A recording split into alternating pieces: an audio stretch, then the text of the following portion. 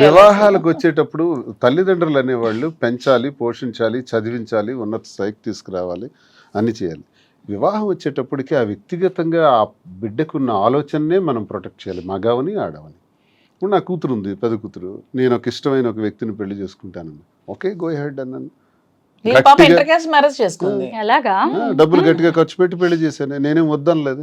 అసలు ఇంతవరకు మీకు ఒక విషయం చెప్పినా అబ్బాయి ఏ క్యాస్ట్ కూడా శ్రీనివాస్ గారు తెలియదు. నేను పట్టించుకున్నాను. నీకు ఇష్టం కదా చేసుకో అంటే నేను ఆచరించి నేను చెబుతున్నా, నేను తండ్రినే.